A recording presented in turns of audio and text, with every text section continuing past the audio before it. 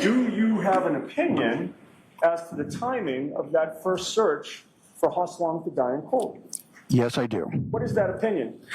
That would have happened at or before January 29, 2022 at 2:27:40 a.m. in the morning. And what is the basis for your opinion?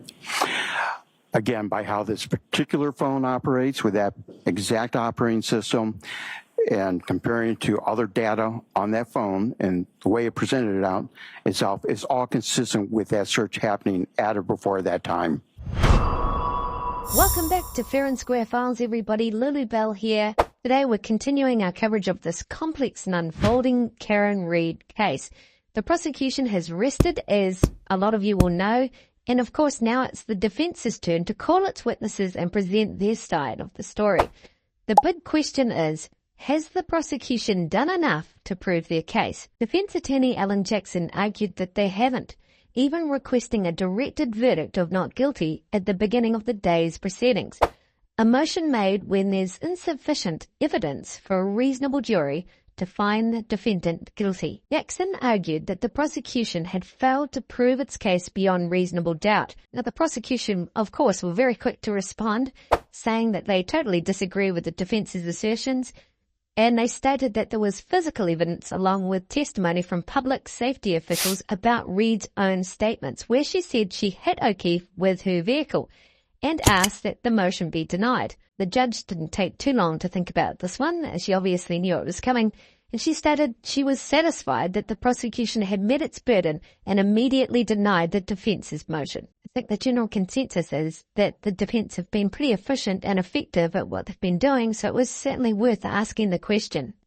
In this next segment, the defense calls upon expert witness Richard Green, a digital phone forensic expert. Green was brought in to examine O'Keefe's location data from his cell phone. Green testified specifically about Apple Health data from O'Keefe's phone from January the 29th, 2022, indicating he travelled 87.4 metres and took 80 steps between 12:21 and 12:24 a.m. The data also showed that O'Keefe was on 3 different flights of stairs between 12:22 and 12:24 a.m. Additionally, Green pointed out that the Waze app used by prosecutors to place O'Keefe and Read at the location where O'Keefe died was off by 3 minutes. And when you think about it, a minute, just 1 minute, is a very long time in this particular situation. Now, just before we kick straight into this video, first of all, we want to extend a heartfelt thank you to all those incredible insights, experience, comments, and thoughtful discussions. Your engagement and expertise truly elevate our community, and we're extremely grateful for your support. And if you haven't already, if you could hit that big red button, that would be amazing. Thank you so much. And what opinions or conclusions did you reach regarding how, if any, how the 2:27 a.m. search was deleted? Well, we know that that's in a deleted state. And importantly on that phone is when I say, I keep using the proverbial we, I found a lot of other that would have been used or deleted artifacts between midnight and the early mornings on January 29, 2022. Okay. Are you aware of any internal mechanisms that could have caused that deletion? No, not in this particular case. I know of no mechanism that would have done that. All right. And you mentioned other deletions on the phone. I want to show you what has been marked, if I may approach. Sure. MMM for identification. Yep. Do you recognize what I've placed before you, sir? Yes, sir. What is it? Okay, this is from Cellbrite. It's a program, again, like the Axiom that processes data. And this is this lists out a 623. This lists out a deleted call record. Okay. Are you able to see from that record to whom the call was placed? Yeah, well, we have the number, and I won't necessarily read it out loud here, but through searching, and this is from the phone of Jennifer McCabe. But through searching for that, the number, I was able to see that it went to, you want me to say the name? Sure. Yep. Uncle Brian A. Oh. I would offer that into evidence, Your Honor. Same objection as before, Your Honor. As when this was, may we approach? Okay.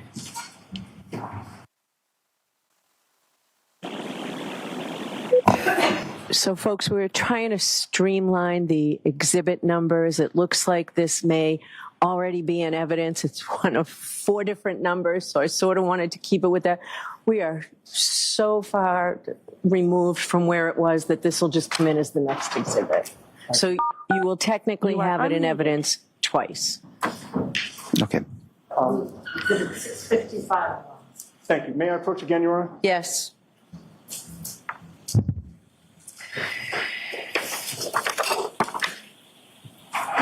There's one final document before you. If you can identify that for the jury, please. Yes, this is another report generated out of Cellbrite. It's based on Ms. McCabe's cell phone data, and this lists out the call log with a number of deleted items and a number of live items.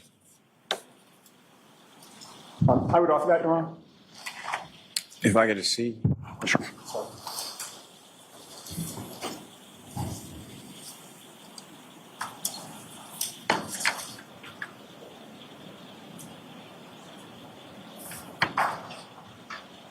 It's fine, Your Honor. I think it's already in evidence as well, but So, Actually, it's, I confirmed it's not.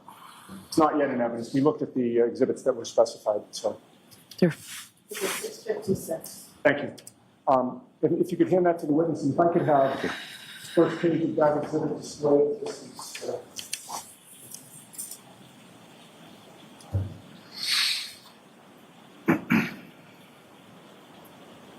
okay, with regard to that exhibit, Mr. Green, what did you find that was unusual, if anything?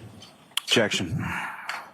sustained. Ask it differently, Mr. Yannetti. Yes. What did you find of note? Certainly. Well, it's the time frame of the deleted records. Now, I'll just talk about this particular report here. It starts at 5:33:47 in the morning, and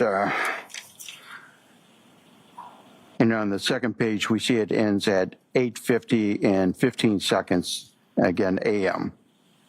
And then the normal calls, what we would call live data, then begins at 8:59 and 34 seconds and goes on throughout the day with no additional deletions. And am I right that those are all, that's the call log, those are all phone calls?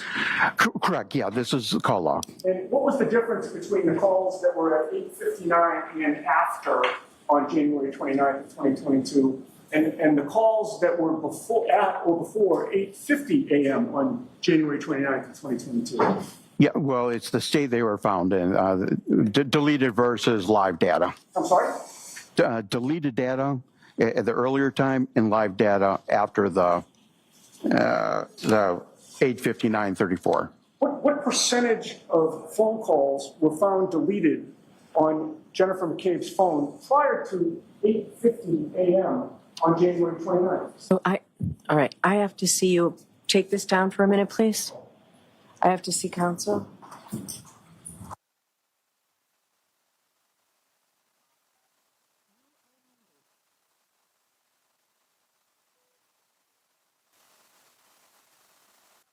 You are unmuted.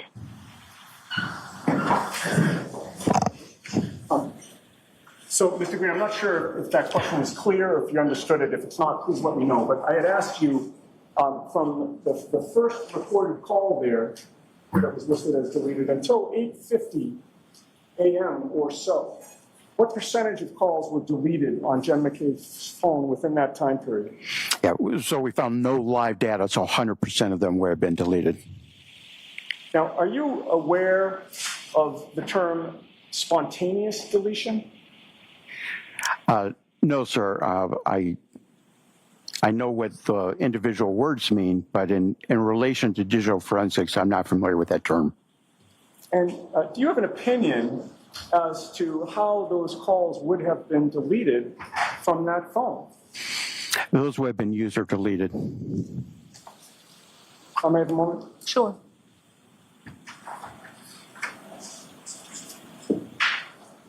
No further questions. Thank you, sir.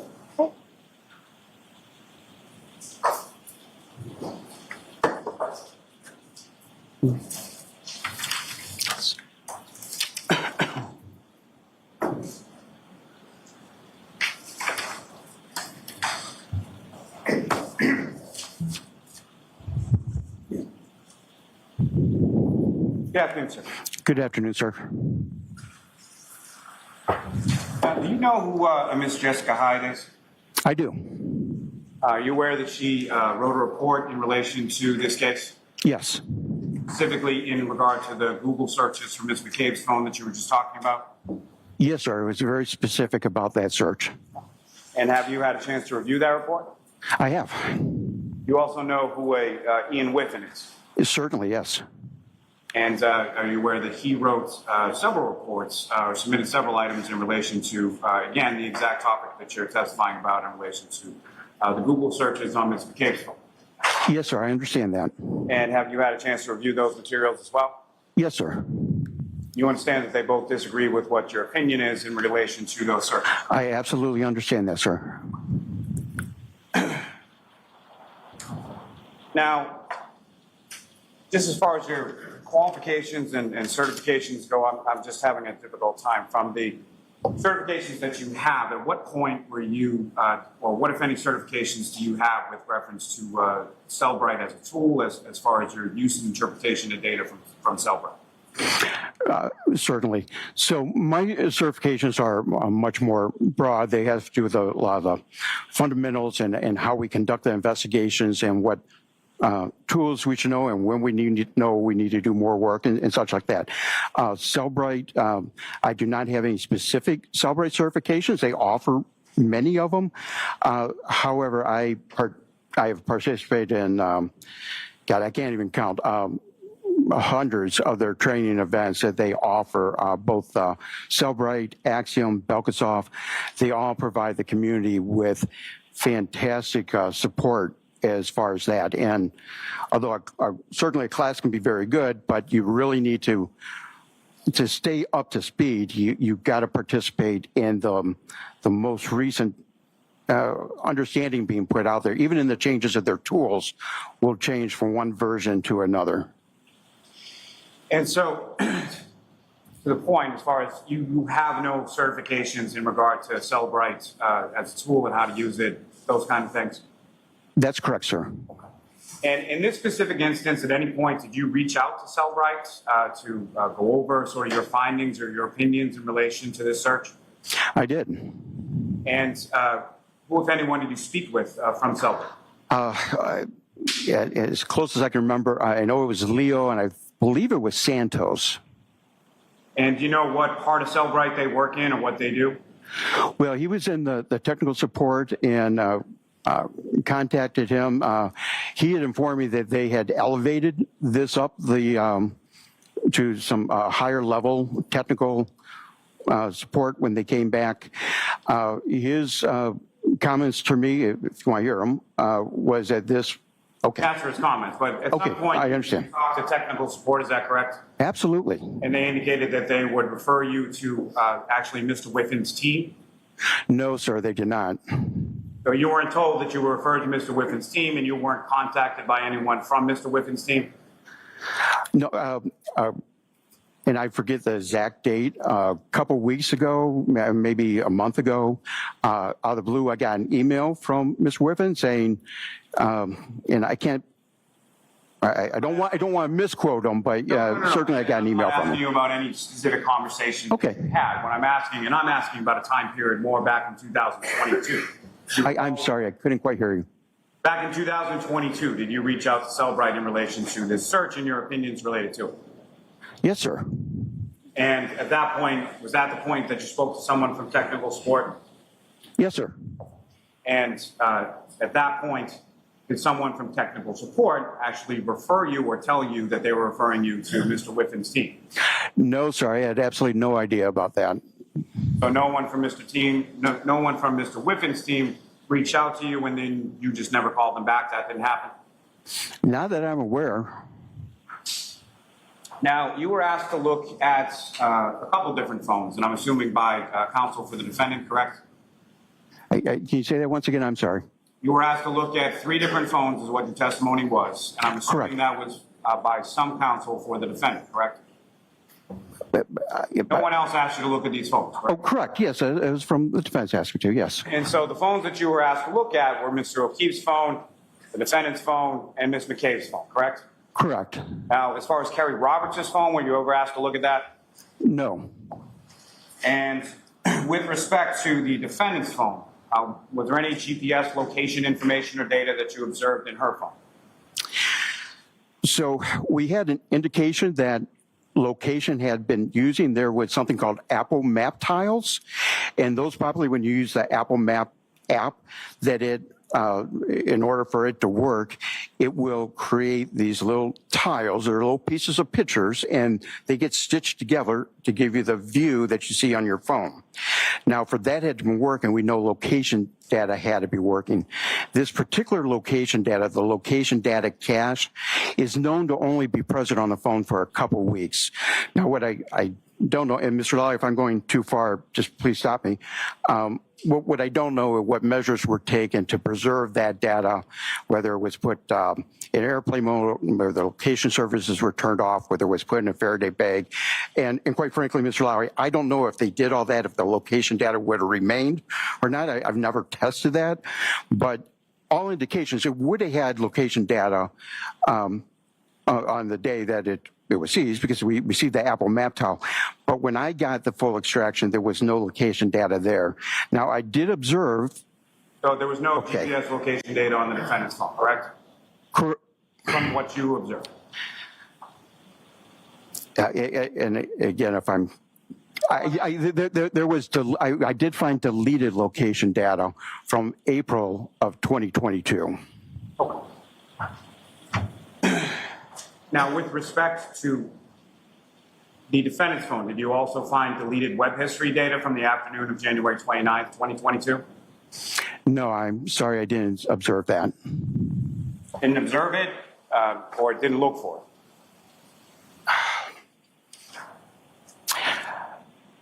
it? You know, I really don't have a recollection if I specifically looked for deleted data. I don't believe I did. I don't know if I would have had to have a cause to. Now, with reference to, you were asked some question about location accuracy within 3 feet. You did some sort of thing last night on CellHawk using that tool. Is that correct? Certainly. And you were asked to do that after Trooper Guarino testified yesterday. Is that correct? I understand you testified yesterday. And so with relation to you creating sort of that document, and that's now been marked as an exhibit, was that something that Mr. Yannetti asked you to do in relation to Trooper Guarino's testimony yesterday? Well, in all fairness, you need to ask Mr. Yannetti.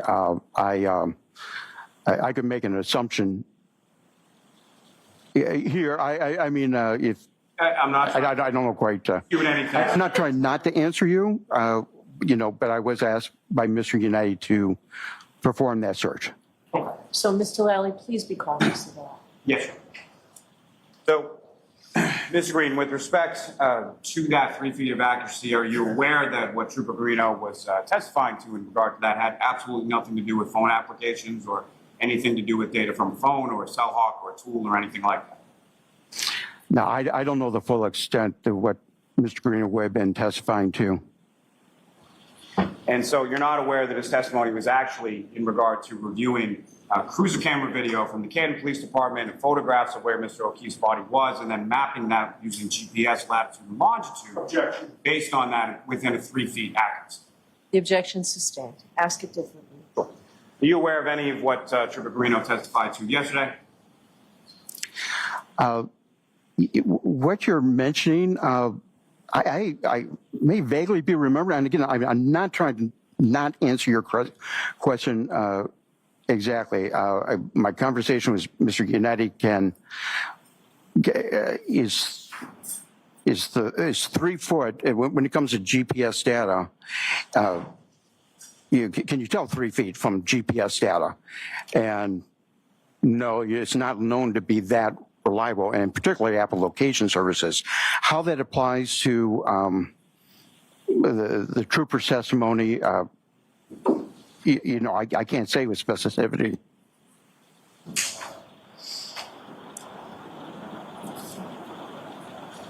I'm happy to opine on location data, though. There's no question. before you, Okay. sir, but thank you.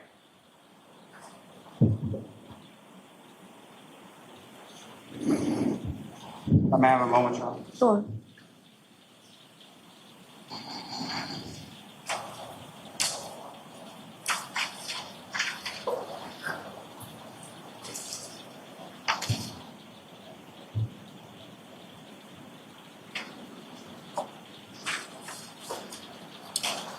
Now, sir, with reference to Safari and deleted tabs, isn't it true that there is no way for a user to delete a tab, only to close it? Do you agree with that? Yeah, well, when you close a tab, all right, you're taking it out of the active state, and it's going to an inactive state that some people could call deleted. Now, the Safari history allows you to go in and delete history by certain date ranges, but you can also go into specific websites that you visited and delete those. Now if you want me to continue, the WAL file itself, you can't open up a WAL file and say, oh, I'm going to delete that record. But functioning the phone through the user interfaces will have an effect of deleting data within that WAL file. Isn't it also true that Celebrite uses that red X to annotate that the record is no longer active and has been recovered? It should then make it incumbent upon the examiner, being you in this instance, to determine if it was actually deleted, correct? Yes, sir. Thank you for asking. It's yes. That's all I'm asking, sir. Okay. All right.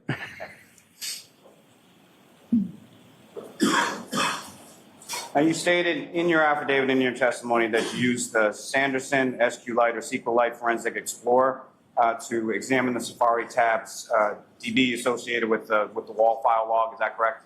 Yes, sir.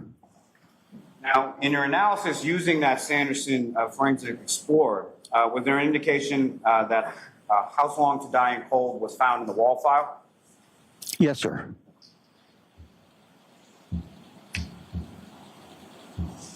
Now, with regard to that, did you independently verify the cause of that timestamp that you observed there? Yes, sir. Now, is it your interpretation that the timestamp means the search appeared at that time solely based on the naming of the field in the database? No, sir. Now, can a WAL file contain items that are so new that they're not yet committed to the database? Yes, sir. That's the purpose of it. So the WAL file holds the newest information until it's merged to the database, including additions, deletions, changes, all of those items, correct? That is correct. Now, according to your affidavit, the device was in active use between 2:23 a.m. and 2:31 a.m. And just to be clear, I'm talking about Ms. McCabe's device, correct? Correct. And what other searches did you see at that time, and where were they performed? I'm sorry. Can you repeat that? I couldn't quite hear you. Searches did you observe in that time frame, and where were they performed?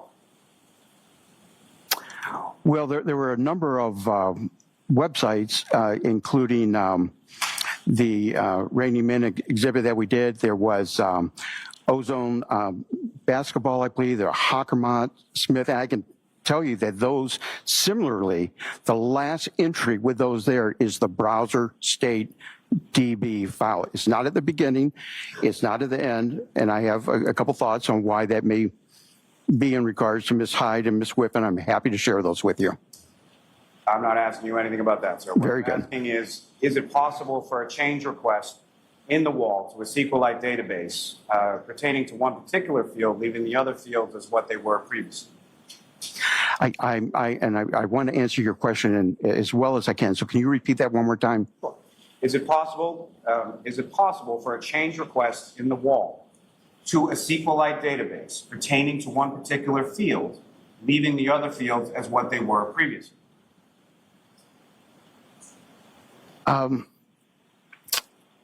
So I'm having a little trouble answering this. So if I'm understanding correctly, when the WAL file gets written to the database, and could that have made the change ending with this deleted record? Is that the question? I'm sorry. I want to answer you. I'm just That's a okay. little lost on how you're asking And the it. question? Sorry? Do you not understand the question? Why don't you move on, Mr. Lally? So is it possible that the URL field, which has the website name, was updated to the newest search while the timestamp retained the original search? Is that possible? No, not the way on this particular phone in this particular iOS, and also with the user interacted with it, that it would have been at the 227 or before. The way this very specific iOS was happening, that is consistent with all the other ones that I observed out there on the phone related to specific web searches and activity. Is it possible that the search for How Long to Die in the Cold at 6:24 a.m. was the most recent search completed in the tab? Oh, well, not in that tab, but I certainly agree with you that there was a second search done at around that time. Now, is it also possible that the search that you assert took place at 2:27 and 40 seconds in the morning is the same as the search that took place at 6:24:51 a.m.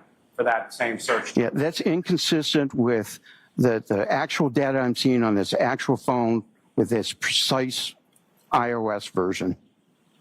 Now, as far as the search in Safari with the string, as far as the smotot.apple.com included, is it, you recall that search as far as being a suggestion from Apple, from the iOS, as far as the search with how long to digest food?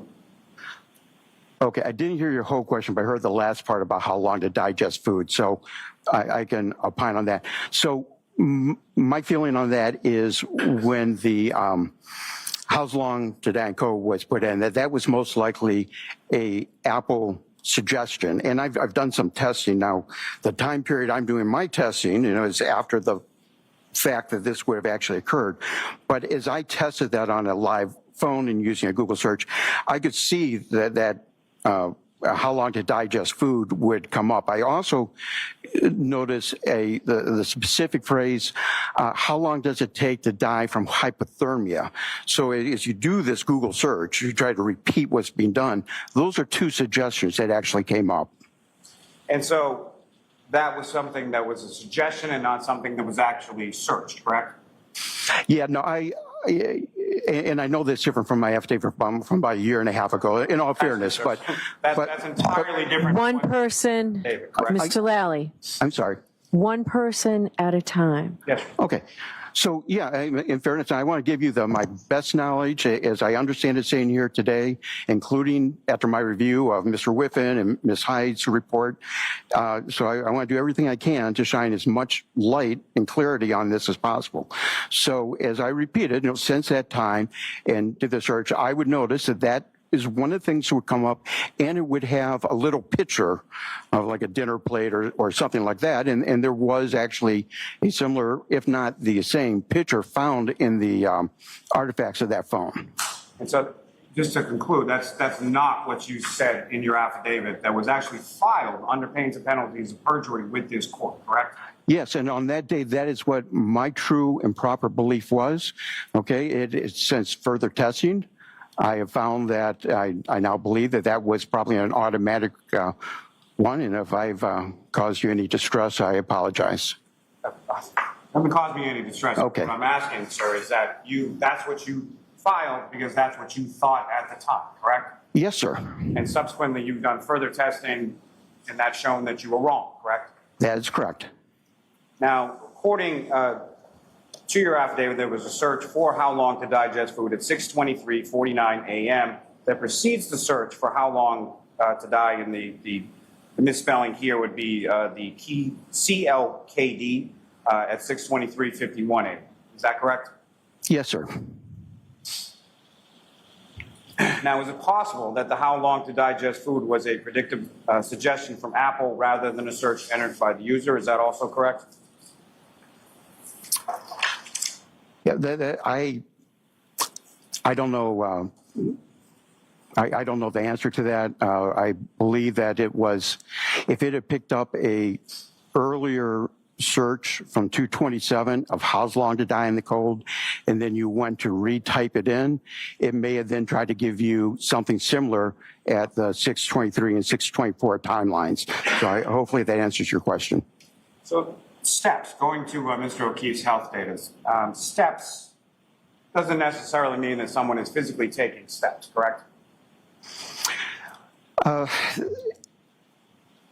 Again, the research that's done for this is steps tend to be a very accurate artifact. So steps could not also be coincided with, say, movement in a car or other sort of movement of the phone as far as the health data is concerned? Sure. Well, I did, geez, quite some time ago, do some testing with an actual iPhone 11, the same make and model, and took a drive and tried to see if it would register steps. It did not. I sat in a chair and tried to duplicate how I thought I would walk to see if it recorded steps. It did not. I took the phone from the floor to the ceiling to see if it would record a flight of stairs. It did not. The only, with that iPhone 11, same make and model that I got, it was very consistent with me actually doing walking steps, and that was whether I had it in my shirt pocket, my pants pocket, or clipped onto my belt. That's your testimony? That is my testimony, yes, sir. Now, are you familiar with GPS native locations? Yes, sir.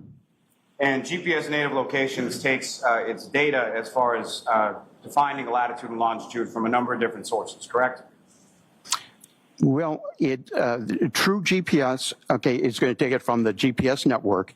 What you may be thinking of is assisted GPS, which the iPhone uses, and that assisted GPS will try to, it kind of does a crowdsourcing. So it'll look at cell towers, what's in range as far as like Wi-Fi's and a number of other devices to try to get you an enhanced GPS location and give you the best data possible. So it takes GPS native locations within an Apple iOS device, takes from 4 different sources. Isn't that correct? It tries to get from a variety of sources, like I just mentioned. Not all would be available. Now, with regard, did you look at any GPS native location data with regard to Mr. O'Keefe's phone? Yes, sir. And would you agree then that the GPS native locations didn't record any movement of that phone after 12:25 a.m.? 12:25. You know, I would have to look at the exhibit to see what the time of that last entry was. I don't want to misstate something to you, sir. Now, you were asked about sort of the elevation change in 3 floors, ascending, descending, and saying that you couldn't pinpoint a time period or within that 1221 to 1224 time period from the health data. Is that correct? Correct. It happened somewhere within that time. Could you pinpoint more specifically if you looked at the GPS native location data? No, well, we're talking Apple Health and GPS location. So But you said you couldn't do it. I'm sorry, which one are you asking about? Please. What I'm asking is, you said you couldn't pinpoint it within the GPS health data. What I'm asking is, if you had looked at the GPS native location data, could you give a more specific pinpoint as to where Mr. O'Keefe's phone was? I'm going to allow that. Maybe we can see briefly there. Okay.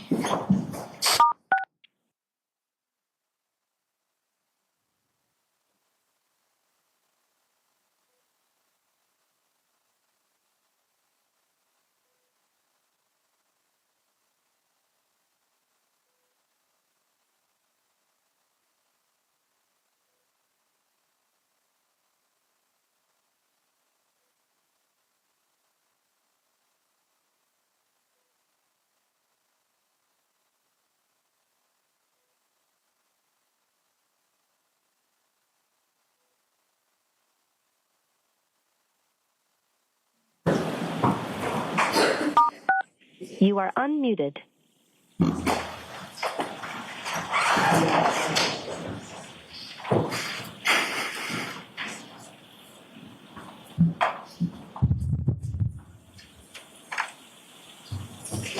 Now, to be clear, sir, you had indicated earlier in your testimony that the elevation change from 1221 to 1224, you could not pinpoint where in that time period, or specifically where in that time period the elevation change occurred, correct? That's correct. It's a time range. Yes, sir. So what I'm asking is, had you looked at that in the GPS native location data, would you have been able to more accurately or specifically pinpoint when that occurred? Okay. So the location, are you looking for a yes or no? I'm sorry. Yes or no? I'm trying. There was, yes, there was location data within that time period. Okay. And are you aware that Mr. O'Keefe's phone from the GPS native location data was actually a half-mile away from 34 Fairview Road at the time that it made those recordings in the GPS Apple Health data? Right. Yes, I understand he was using Waze, and it had made that recording. I understand that. That's why the finding that 3 minute and 1 second offset brings into serious doubt if that time was accurate. And when you apply that to the location offset, then the Apple Health data and the GPS all aligns. Now, I have not decoded Waze and found out what functions they were calling and all that. And I don't mean to indicate that I have. I mean that the latest version of Axiom is bringing that up as an artifact and a timestamp related to Waze. And in the case of here, where minutes are important, I thought it proper that I bring this to the attention of the case as a possible explanation. As a possible explanation? As a possible explanation, sir, yes. The three different clocks that you were talking about, are you aware that those are actually associated to power usage and not applications? Right, that power usage was directly related to the Waze application. So it's your testimony that those three clocks apply to the times in Waze? Is that your testimony? I'm saying that the timestamps were directly related to Waze. It was reported by Axiom when you applied the filter and say, show me all the artifacts related to Waze. These were artifacts that came up related to the Waze bundle. So I guess you need to give it the weight it deserves.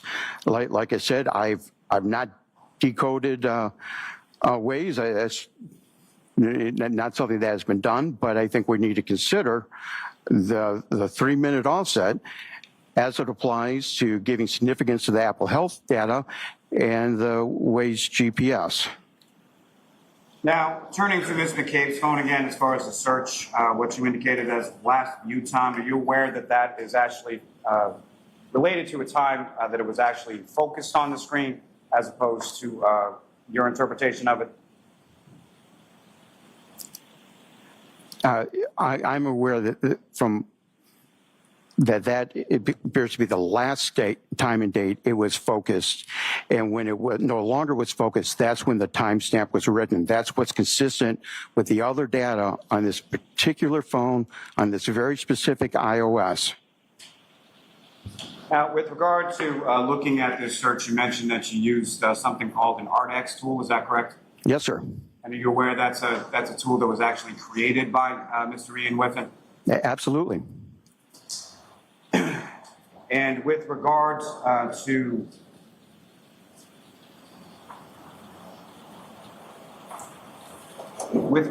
this specific issue, as far as how this data is being interpreted from the browser state DB versus the knowledge C database and the wall file and all of those, the P list and all of those other kinds of things, as far as the misinterpretation of the data has then caused Mr. Whiffen in further versions of Cellbrite to revise that so that this kind of error can't occur. Sure, happy to answer that. So Mr. Whiffen's testing was not done with this specific version of the iOS. The iOS has been known to be changing the way this artifact works. To do proper analysis, the researcher that he is, he would need to work with that same iOS. Now, in regards to the Cellbrite question, they have two versions of the Cellbrite Physical Analyzer. One is the standard physical analyzer that's been out for several years now, probably is majority use in the community. It's a tool that takes that raw data and it puts it into human terms that we can look at and understand and write reports like you've been seeing here. So they have the Cellbrite Physical Analyzer that's out there. I believe it's 7.68, but don't quote me on that. And then they have a new version that's come out called Insights, and this operates more on a where you can put multiple cases in and that. It's only the Insight versions that they have bothered updating and no longer reporting on that time. Their current Physical Analyzer program, and I tested this a few days ago, still reports on that search occurring, and that timestamp. So currently Cellbrite is providing examiners, law enforcement, and people worldwide with two different versions giving two different results.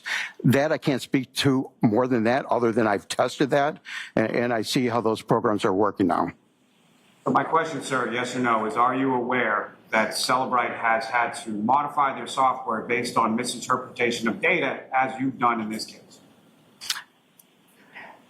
Yes, with the asterisk, they updated one of two programs. Nothing further. No further questions. Okay. All right, Mr. Green.